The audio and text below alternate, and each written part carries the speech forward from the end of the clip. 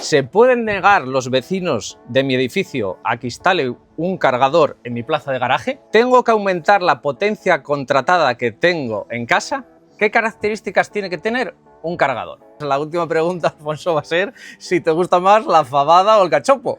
Hoy tenemos en el canal a Alfonso Viejo de A2 Electricidad, una empresa especializada en Asturias sobre la instalación de puntos de recarga. Vamos a solucionar todas las dudas que nos llegan sobre la instalación de un punto de recarga en un edificio. Además, A2 Electricidad gestiona todos los certificados de ahorro energético. Vamos ahora con la primera pregunta que nos ha llegado. ¿Se pueden negar los vecinos de mi edificio a que instale un cargador en mi plaza de garaje? Pues la respuesta es sencilla, no. Al final la ley de propiedad horizontal viene solamente un párrafo bastante escueto donde te dice que la única obligación, siempre que el suministro eléctrico dependa de ti y los gastos de la instalación dependan de ti, es que tienes que comunicar que vas a instalar un punto de recarga. No habría opción de que no te dejen. Es imposible de que se niegue. Claro, estamos hablando de que luego hay circunstancias donde a veces no se aplica esta ley de propiedad horizontal, tema de que tengas una plaza alquilada y claro, lógicamente tienes que pedir permiso al propietario porque tú estás de alquiler. Hay a veces singularidades donde al final lo meten todo en el mismo cajón y no es exactamente igual. Pero bueno, de forma general, si eres propietario de una plaza en un garaje comunitario, tienes que comunicar que vas a instalar un punto de recarga. No tienes que pedir permiso ni se puede decirte que no. Exactamente, con eso sería suficiente, ¿no? Muy bien. Ahora algo que es lo que más me preguntan y las consultas que más nos llegan. ¿Tengo que aumentar la potencia contratada que tengo en casa? Bueno, pues es una pregunta que te hacen a ti y que nos hacen a nosotros cada vez que vamos a ver una instalación. Pero tendré que aumentar la potencia, ¿no? Entonces, bueno, yo siempre hago un poco la cuenta de la vieja en plan conservador de decir, bueno, pues un coche eléctrico puede gastar unos 20 kilovatios yendo por arriba a los 100 kilómetros y entonces al final lo que les pregunto es ¿cuántos kilómetros haces al día? Y me dicen, no, igual hago 10.000 al año. Digo, no, tú dímelo al día. Entonces, si lo usas para ir y venir de trabajar, entonces echamos un poco la cuenta y decir, bueno, pues si haces 50 kilómetros vas a gastar 10 kilovatios. Entonces cogemos esos 10 kilovatios y pensando solamente en que lo cargues de noche, dice, bueno, pues si tienes 4,6, que es una potencia, por ejemplo, muy normal, dice, bueno, pues vamos a ser conservadores. Dividimos los 10 kilovatios entre 4 y dejando 600 vatios para lavadora, alumbrado que pueda ser por la noche y nos dice al final las horas que necesitas para cargar esos 100 kilómetros. Al final, muchas veces, la mayor parte, no necesitas aumentar la potencia. Sí, eso. Porque eso, al final, bueno, como tú bien sabes, también cabe un poco el chip de decir, no es que el coche tenga 60 o 70 kilovatios y tengas que cargar toda la batería, sino que tienes que cargar solamente lo que gastaste. Lo que sueles utilizar en el día a día, ¿no? Muy bien. Otra pregunta, si tengo contratados 4,4 kilovatios, que es una potencia bastante normal en un piso, ¿a cuánto cargaría el coche por el día y por la noche? Va en función un poco, lógicamente, de lo que utilizamos de los electrodomésticos, pero para tener un poco una idea, que es lo que la gente a veces se vuelve un poco loca. Hombre, de noche es más fácil porque eso, pensando que mientras estás durmiendo lo único que puede haber es pues la nevera o algún pequeño alumbrado, pues vamos a pensar que por la noche, mientras duermes, puedes cargar a 4 kilovatios perfectamente. Y luego de día, claro, depende mucho del uso que le des. Cuando no estás en casa, pues también va a cargar a 4 kilovatios, pero si estás en casa, pues cocinando o haciendo otras cosas, al final los puntos de recarga tienen la mayor parte de los puntos de recarga tienen un sistema de balanceo, de control dinámico de carga, que al final es como una báscula. O sea, si tengo digamos 4,4 disponibles y es por la noche, pues el cargador va a tope. Que claro, que estar cocinando y la vitro funcionan 2 kilovatios, pues claro, balancea y solamente va a haber disponible 2 kilovatios. Entonces, bueno, por la noche es fácil de decir, de día depende de los hábitos de cada persona. Sí, algo que es habitual, que la gente se vuelve un poco loca, es que al final un coche carga en corriente alterna, por lo general, a 11 kilovatios.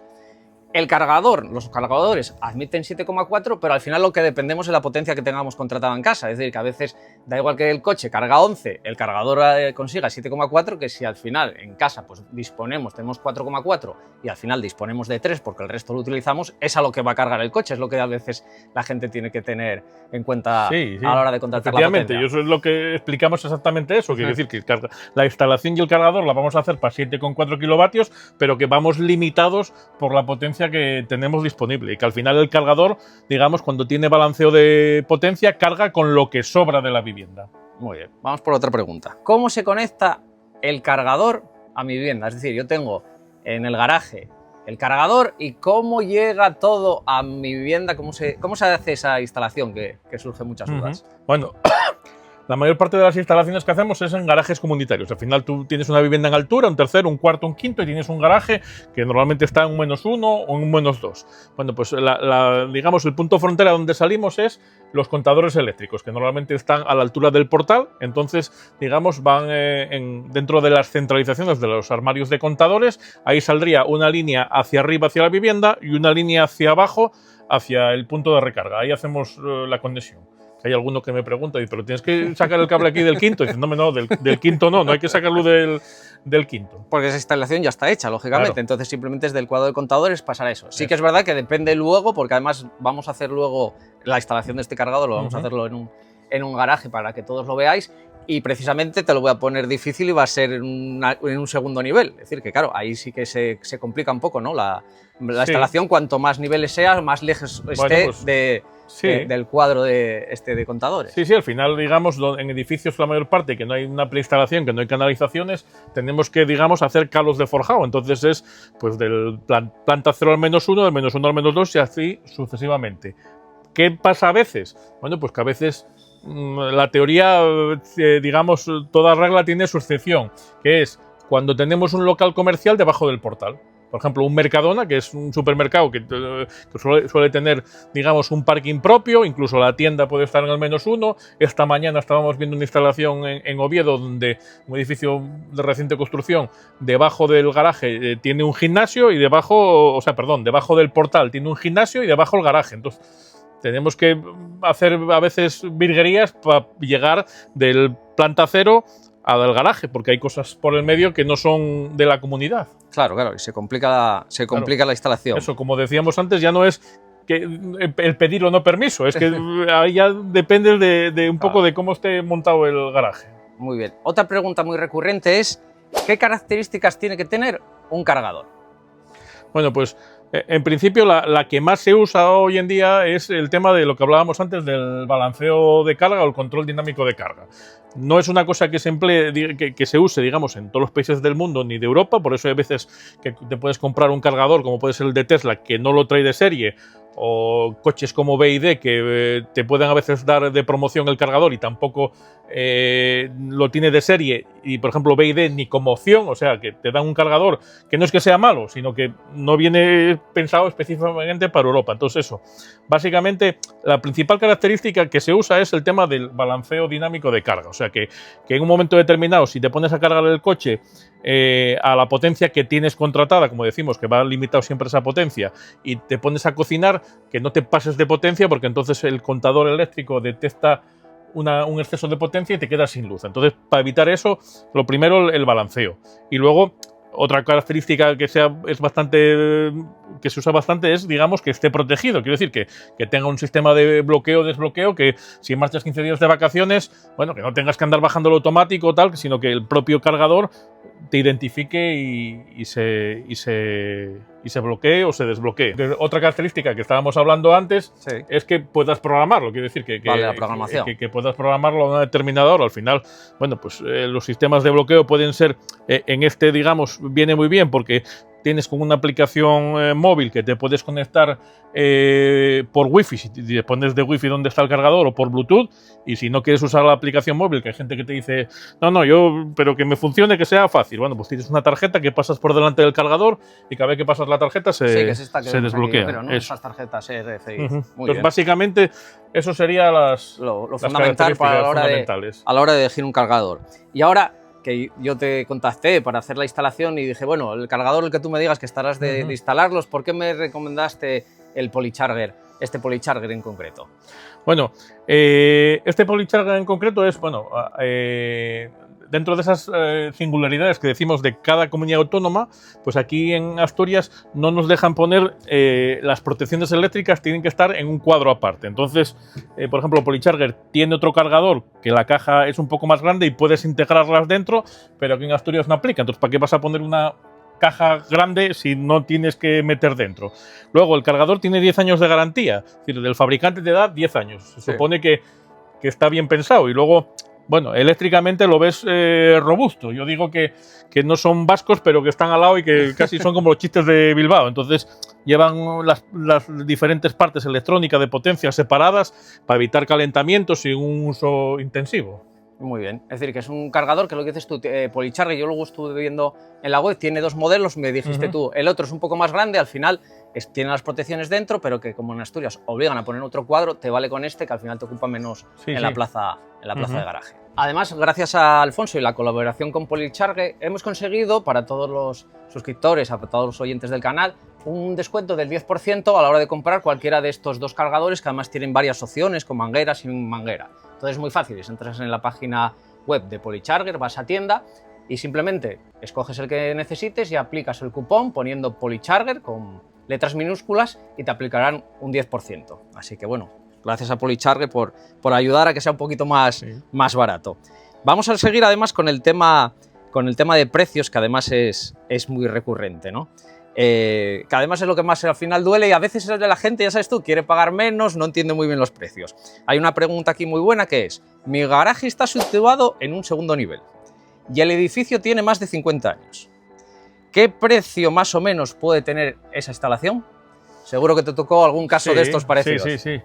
Bueno, al final eso, la variación de precio de una instalación a otra, pues más bien es los metros de línea, los cables de forjado. En este caso, bueno, que tenga más de 50 años o que tenga menos, para esto no variaría. Sí variaría, por ejemplo, si tienen que pasar eso, lo que estábamos hablando, una OCA, la revisión de baja tensión, y la instalación eléctrica del garaje no está bien, claro, previamente tienen que adecuar la instalación eléctrica, pasar esa revisión y luego poner el punto de recarga. No va en el mismo paquete, pero bueno, pero puede tener un sobrecoste, pero no dentro del punto de recarga. A ver, normalmente los puntos de recarga, la mayor parte, vamos a pensar que el 80% de las instalaciones más o menos es entre 1.500 y 2.000 euros, en función, pues eso, si está más cerca o está más lejos. Entonces, vamos a pensar que si es un -2, en función de los metros de cable, que va a ser más distancia, pues que estemos igual sobre los 2.000 euros o los 2.000 y algo si son más distantes, en torno, digamos, a 2.000 euros. Sí, es decir, que la otra pregunta es si es una instalación más sencilla en una primera planta y un edificio de nueva construcción, podría variar un poco, pero es el arco ese que comentas. En una nueva construcción, digamos, de cara a poner un punto de recarga, tenemos una ventaja, que suele haber preinstalaciones, es decir, que hay canalizaciones y pasos de forjado desde contadores hasta garaje. Entonces, uno de los trabajos que tenemos que hacer, que es andar pues haciendo perforaciones, que a veces son donde se complican un poco las instalaciones, en eso, digamos, ya estaría. Por lo tanto, restaríamos ese trabajo. Luego, ahí también el tema de las preinstalaciones, hay un poco de trampa o picaresca española, ¿no? De estas cosas de que en la memoria del edificio, tú te compras el edificio y te dicen, no te preocupes que esto viene ya preparado para poner puntos de recarga. Y el preparado es que metieron, imagínate, para un garaje de 60 plazas, metieron un tubo e incluso a veces metieron el tubo, pero no hicieron ni el calo hacia los contadores. Es un poco que luego hicieron 4 instalaciones y al quinto ya hay que rehacerlo. Hay que como a veces la fibra, ¿no?, de móvil, que dicen que llega un momento que no pueden pasar llamadas, no pueden pasar. Lo mismo. Funcionaría un poco parecido. Ahora otra cosa que además A2 Electricidad está especializado son los certificados de ahorro energético. Nos preguntan muchísimo, hay bastante lío sobre ello. ¿Y qué es en sí y cómo se pueden conseguir? Bueno, al final un certificado de ahorro energético, los CAEs que se llaman, digamos, aplican a todas las actuaciones que tienes una mejora en la eficiencia energética. En este caso, estamos hablando de cuando compres un coche eléctrico y vendes o achatarras un coche de combustión, o sea, quitas un combustión y pones un eléctrico. Pero también se aplica en la vivienda, pues cuando pones un sistema de aerotermia y quitas una caldera de gasoil, cuando cambias las ventanas, cuando el aislamiento de las fachadas de los edificios, es decir, cualquier mejora de la eficiencia. Vale. Estas ayudas, digamos, van mucho más rápido que todas estas cosas del MOVES, AltoPlus y todas estas cosas. ¿Por qué? Porque no las gestiona directamente al final la administración. Las empresas energéticas, las eléctricas, las petroleras, tienen que pagar, digamos, a unos fondos del IDAE unas cantidades en función de la energía que venden anual, que son mucho dinero. Entonces, la forma de aportar menos a este fondo es compensar digamos, esos pagos con los CAEs, con los certificados de ahorro energético. Entonces, al final, quien paga directamente la ayuda, pues es una comercializadora eléctrica. Nosotros llevamos gestionando más de 500 CAEs a nivel de toda España para coches eléctricos. Nuestros clientes y otros que al final nos conocen como canales como el tuyo por redes sociales, son ayudas que normalmente nosotros las gestionamos bastante rápido, en un mes aproximadamente tienes la ayuda en función de las características del coche viejo y del coche nuevo.